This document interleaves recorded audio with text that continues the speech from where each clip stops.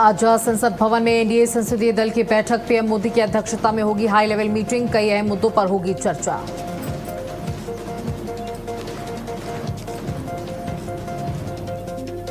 UP विधानसभा सत्र का आज दूसरा दिन। योगी सरकार आज पेश करेगी अनुपूरक बजट। सदन में विपक्ष के हंगामे के आसार।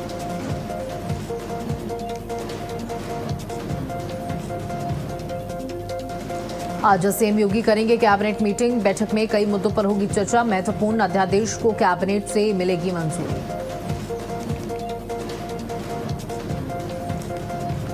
E20 पेट्रोल पर आम आदमी पार्टी का विरोध प्रदर्शन। आज पीएम आवास तक केजरीवाल का विरोध मार्च। आपके कई नेता शामिल होंगे। देश भर में मानसून का कहर जारी। असम, गुजरात समेत कई राज्य में बाढ़ में डूबे। यूपी, बिहार, दिल्ली में अलर्ट जारी।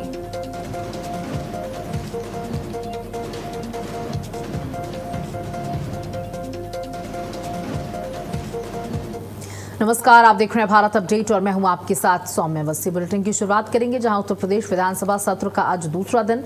योगी सरकार आज पेश करेगी अनुपूरक बजट। सदन में विपक्ष के हंगामे के आसार। अनुपूरक बजट के पहले सीएम आवास पर होगी बैठक। तो देखिए, आज कैबिनेट की मीटिंग भी है। कई अहम प्रस्ताव आज इस मीटिंग में रखे जा सकते हैं। कई पर मुहर भी लग सकती है। इसी के साथ साथ क्योंकि आज दूसरा दिन है मानसून सत्र का और कल का दिन तो हंगामे की भेंट चढ़ गया, लेकिन आज उम्मीद है कि सार्थक चर्चा हो सकती है। लेकिन अनुपूरक बजट भी पेश करेगी सरकार। वहीं विपक्ष हंगामे की पूरी तैयारी में है। विपक्ष का कहना है कि जो अभी तक पैसा जिन योजनाओं पर खर्च हुआ है वो योजनाएं ही नहीं पूरी हुई हैं। अन्य बजट की जरूरत क्या है, ऐसे तमाम मुद्दों को लेकर सरकार को घेरा जाएगा। अयोध्या में चंदा चोरी का मामला, बिजली संकट, किसानों से जुड़े मुद्दे, कई ऐसे अहम मुद्दे हैं जिस पर विपक्ष सरकार को आज घेर सकता है। तो सदन में विपक्ष के हंगामे के आसार लगाए जा रहे हैं, लेकिन सरकार की पूरी तैयारी है कि वो अपनी बातों को सदन में रख सके। और यूपी विधानसभा सत्र का आज ये दूसरा दिन है। 6 तारीख तक ये सत्र चलना है और उम्मीद यही है कि कुछ सार्थक चर्चा होगी, जनहित से जुड़े मुद्दों पर चर्चा होगी। लेकिन कल हंगामे के बाद कार्रवाई को स्थगित कर दिया गया था। आज फिर से कार्रवाई शुरू होगी और इससे पहले सरकार ने एक बैठक भी बुलाई है। योगी आदित्यनाथ सरकार के जितने भी मंत्री हैं, सांसद हैं, विधायक हैं, बता दें कि सभी कैबिनेट मिनिस्टर्स होंगे इस बैठक में और किन मुद्दों पर चर्चा करनी है और कैसे विपक्ष के सवालों का जवाब देना है, क्योंकि सरकार बखूबी जानती है कि विपक्ष उनको किन किन मुद्दों पर घेर सकता है। तो देखिए, विपक्ष के क्या मुद्दे हैं। पेपर लीक का मुद्दा जो सबसे बड़ा मुद्दा है जिस पर विपक्ष सरकार को घेरेगी। बाढ़ और बिजली का संकट, इन मुद्दों पर भी सरकार विपक्ष को घेर सकती है। चढ़ावा चोरी का मामला जो लगातार समाजवादी पार्टी उठाती चली आ रही है और प्रमुख विपक्षी दल के तौर पर सदन में मौजूद रहेगी। विपक्ष के मुद्दे कानून व्यवस्था पर भी यहाँ पर हल्ला बोल किया जा सकता है विपक्ष के द्वारा। और सबसे जो मुख्य मुद्दों की बात करें तो वो यही हैं। यूपी विधानसभा सत्र का आज दूसरा दिन है। योगी सरकार आज अपना अनुपूरक बजट भी पेश करेगी। सदन में विपक्ष के हंगामे के आसार भी लगाए जा रहे हैं। कानून व्यवस्था को लेकर के विपक्ष मुद्दे उठा सकता है। साथ ही आपको ये भी बता दें कि सरकार भी अपनी तैयारी से आ रही है कि किस तरीके से विपक्ष के सवालों का जवाब देना है और जो सार्थक चर्चा है उसे करने की कोशिश सरकार करेगी।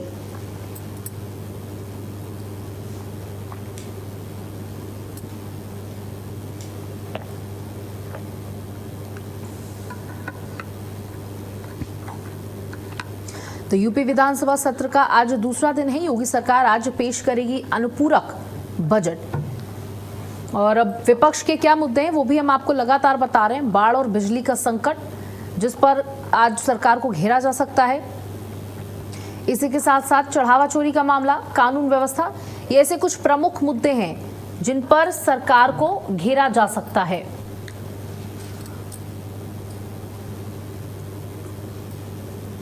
तो देखिए, चढ़ावा चोरी का जो मामला है उसको तो लोकसभा में भी उठाया गया, राज्यसभा में भी उठाया गया और विपक्ष ने जमकर इस पर हंगामा किया। पूरा नाटक किया गया पप्पू यादव के द्वारा और अब उत्तर प्रदेश के विधानसभा सत्र की बारी है, मानसून सत्र की बारी है, तो यहां पर भी हंगामा हो सकता है, ऐसा माना जा रहा है।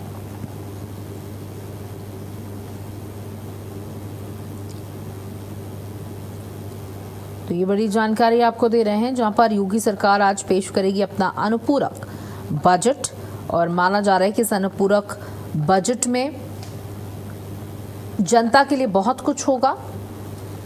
कई ऐसे क्षेत्र होंगे जिनके लिए बजट पेश किया जाएगा, लेकिन उससे पहले विपक्ष जो है वो सरकार को घेरने के प्रयास में है।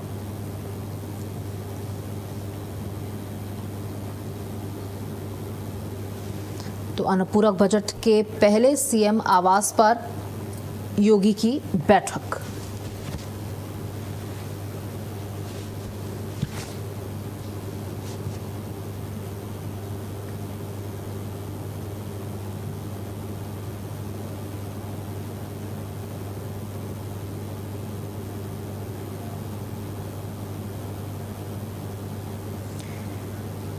हमारे साथ हमारे सहयोगी रमन जुड़ चुके हैं।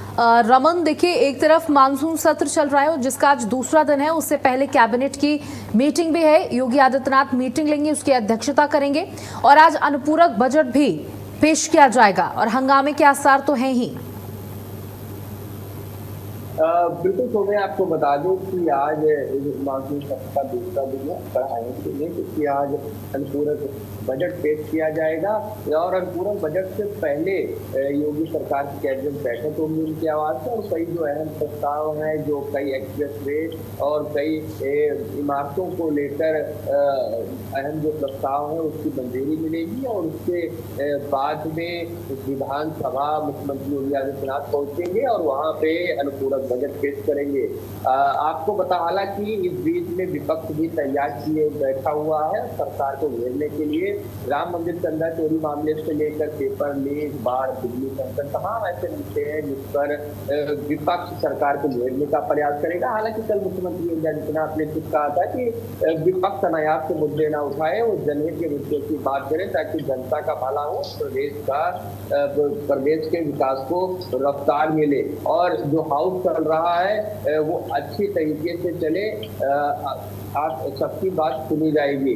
आपको बता दें कि अनुपूरक बजट में आज कई ऐसे अहम विभाग हैं, कई ऐसी नई योजनाएं हैं जिसको लेकर धनराशि जिसके लिए आवंटित की जा सकती है और प्रदेश के विकास को इस अनुपूरक बजट से रफ्तार मिलेगी। बिल्कुल, देखिए, विपक्ष के जो प्रमुख मुद्दे हैं जो सत्र में उठाए जा सकते हैं उनमें चंदा चोरी का मामला है, बिजली का मामला है और बाढ़ में किस तरीके का मैनेजमेंट सरकार के द्वारा किया जा रहा है उसको लेकर के भी हंगामा हो सकता है। लेकिन सरकार का मुख्य उद्देश्य यही है कि कैबिनेट पे भी कई प्रस्ताव रखे जाएंगे जनहित से जुड़े हुए और यहाँ सत्र के दौरान भी अनुपूरक बजट पेश किया जाए, उस पर एक सार्थक चर्चा हो, ये सरकार की उम्मीद है। लेकिन विपक्ष अपने मुद्दों को पहले से ही तय कर चुका है। बिल्कुल, आपको बता दें कि कैबिनेट बैठक में कई प्रस्तावों को मंजूरी मिलेगी। उसके बाद अनुपूरक बजट में भी कई योजनाओं को और कई विभागों को धन आवंटित होगा। लेकिन विपक्ष की प्लानिंग एकदम क्लियर है। राम मंदिर चंदा चोरी, पेपर लीक और युवाओं के खाद की कमी का मुद्दा भी इस बार सदन में उठ सकता है और लगातार कल जिस तरीके से चौधरी चरण सिंह प्रतिबंध सपा विधायकों ने विरोध प्रदर्शन किया था कि किसी ने हाथ में अपने पोस्टर लिया हुआ था राम मंदिर चंदा चोरी मामले का, किसी ने हाथ में पैर में अपने सिर में पट्टी बांध के विरोध किया था, लाठीचार्ज का। तो वैसे ही आज भी समाजवादी पार्टी की तैयारी है। हालांकि समाजवादी पार्टी आज सवालों के अपने घेरने की तैयारी में है, क्योंकि समाजवादी पार्टी के तमाम सवाल लगे हुए हैं और उस सवालों से वो सरकार को घेरने की प्लानिंग में है। लेकिन अब योगी सरकार का पूरा बजट कितना खास होता है और विपक्ष कितना बैकफुट पर जाता है, सरकार बैकफुट पर जाती है आज के दिन में, ये आज देखना बड़ा दिलचस्प होगा।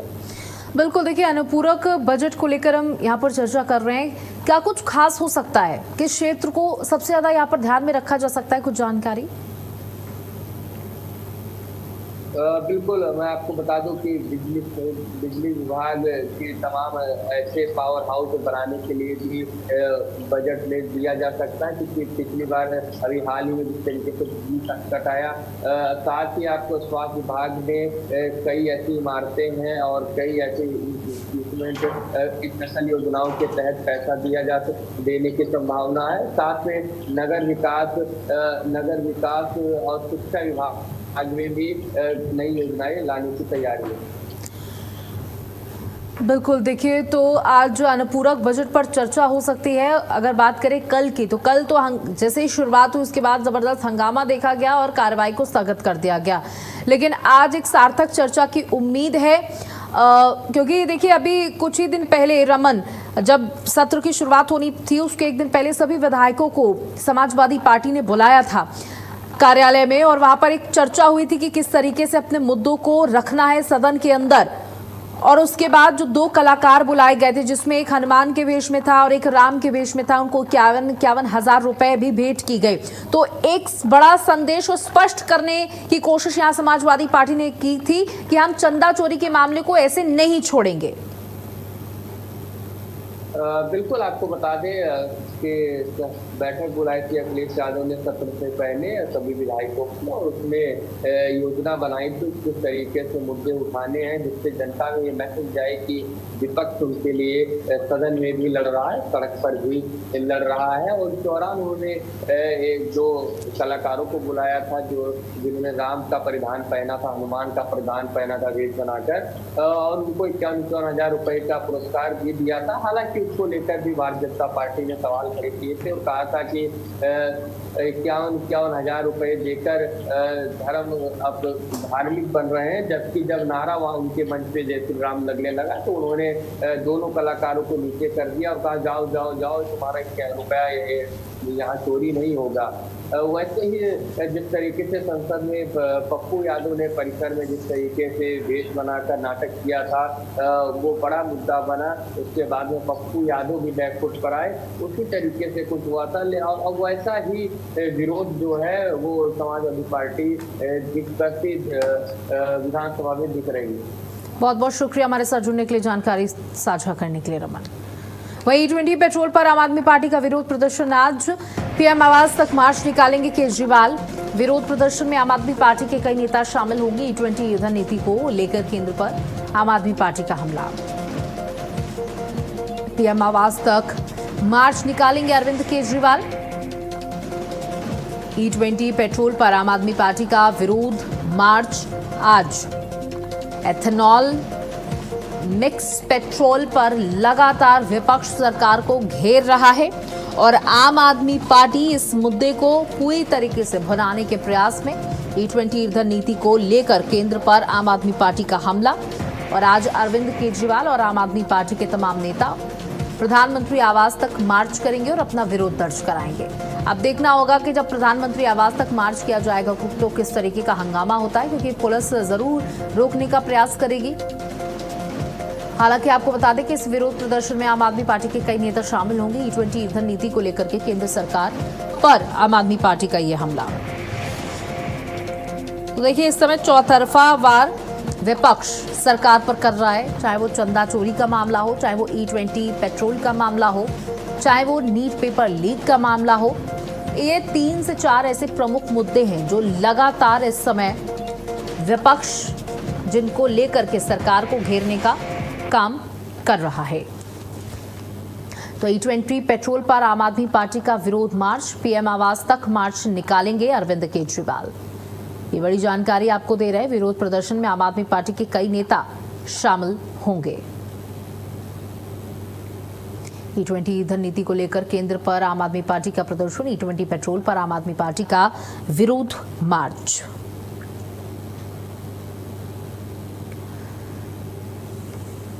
तो विरोध प्रदर्शन में आम आदमी पार्टी के कई नेता शामिल होंगे, ये बड़ी जानकारी आपको दे रहे हैं। स्नेह कमल हमारे साथ, हमारे सहयोगी जुड़ चुके हैं। स्नेह कमल, देखिए लगातार सरकार को घेरा जा रहा है और 2 से 3 ऐसे प्रमुख मुद्दे हैं जिस पर लगातार सरकार को घेरा जा रहा है, चाहे वो हम चंदा चोरी की बात कर लें, नीट पेपर लीक की बात कर लें, या फिर अब एथेनॉल मिक्स पेट्रोल की बात कर लें। आज आम आदमी पार्टी का मार्च है, विरोध मार्च। लेकिन बिल्कुल ऐसा पेट्रोल है लगातार और आज के दम में पुलिस के आलू पार्टी के केजरीवाल जो है प्रधानमंत्री आवास के लिए और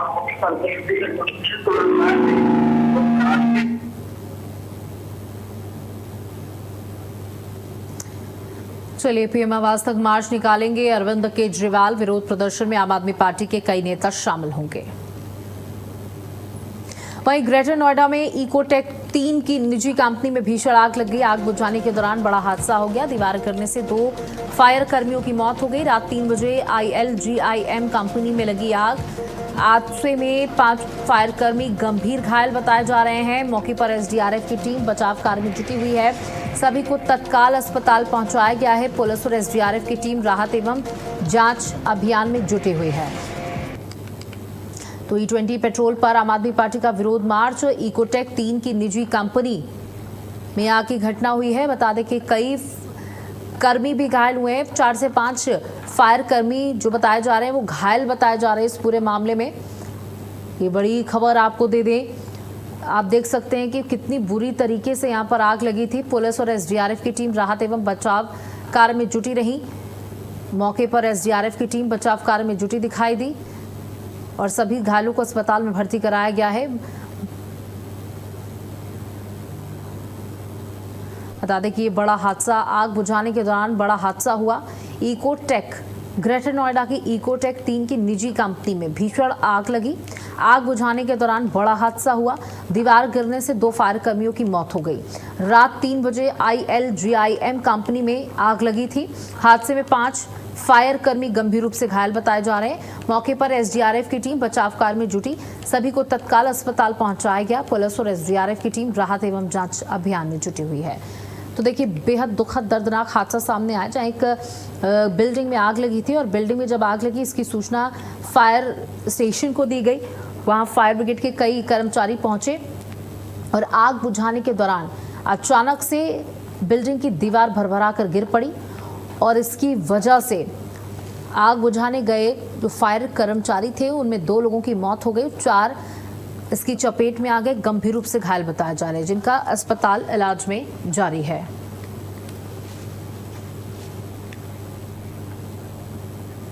मुरादाबाद के कटघर थाना पुलिस ने वाहन चोरी के खिलाफ अभियान के तहत बड़ी सफलता हासिल करते हुए 3 शातिर वाहन चोरों को गिरफ्तार कर लिया। पुलिस ने आरोपियों के कब्जे और उनकी निशानदेही पर कुल 6 चोरी की मोटरसाइकिलें बरामद की।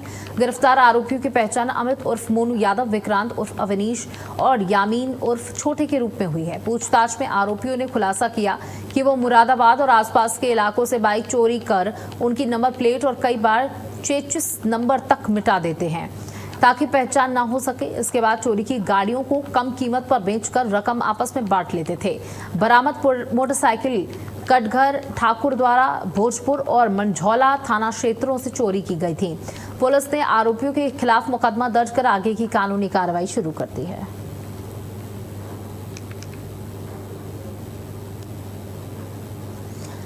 तो वाहन चोर गिरोह का पर्दाफाश किया गया। मुरादाबाद से आपको ये खबर दे रहे हैं। मामले में 3 आरोपी गिरफ्तार बताए जा रहे हैं। जहां मुरादाबाद पुलिस की बड़ी कार्रवाई से कह सकते हैं 3 आरोपियों को पकड़ लिया गया है। वाहन चोर गिरोह का पर्दाफाश किया गया। लोगों की गाड़ियों को चुराने का काम करते थे, नंबर प्लेट मिटा देते थे, नंबर प्लेट हटा देते थे, कई बार चेचिस नंबर तक बदल दिए जाते थे जिससे गाड़ी का कोई सुराग ना लग सके। मुरादाबाद पुलिस को बड़ी सफलता हाथ लगी जहां ये चोर गिरोह का पर्दाफाश किया गया, वाहन चोर गिरोह का पर्दाफाश किया गया।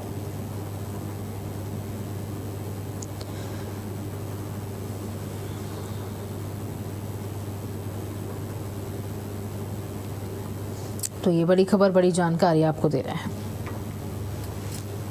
जो खबर की सूचना मिली थी कि एक बाइक चुराने वाला गैंग, ऑटो लिफ्टर गैंग है। स्प्लेंडर बाइक्स बरामद हुई हैं 6 और ये सारे के सारे बाइक्स यहाँ 4-5 थाना क्षेत्रों से चोरी की गई थी। इसमें कटघर, मझौला, ठाकुर द्वारा, भोजपुर, इन सभी जगहों से इन्होंने बाइक चोरी की थी।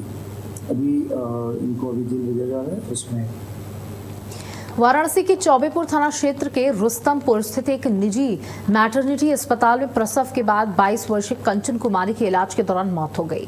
बताया ये जा रहा है कि 2 अगस्त को उन्होंने जुड़वा बेटों को जन्म दिया था, जिसके बाद उपचार के दौरान उनकी तबीयत बिगड़ी और उनकी मौत हो गई।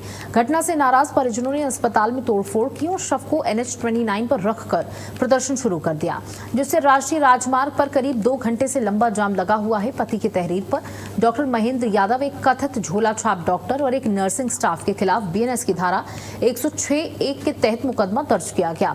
परिजन आरोपी डॉक्टर की गिरफ्तारी तक पोस्टमार्टम कराने से इनकार कर रहे हैं। मौके पर भारी पुलिस बल तैनात है और हालात सामान्य कराने के प्रयास जारी हैं।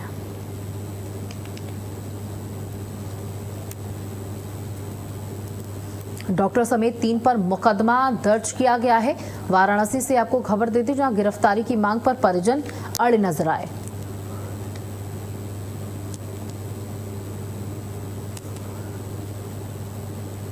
प्रसव के बाद महिला की मौत की खबर सामने आई, जहां डॉक्टर्स पर गंभीर लापरवाही का आरोप परिजनों के द्वारा लगाया गया कि परिजनों ने गलत तरीके से इलाज किया, जिसकी वजह से महिला की जान चली गई। देखिए, परिजन हैं जो इस समय बेहद दुखी नजर आ रहे हैं और कहीं ना कहीं उनका विरोध प्रदर्शन यहां पर देखने को मिला। पुलिस से भी झड़प देखी गई, पुलिस से भी साफ तौर पर यहां पर नाराजगी सामने आई।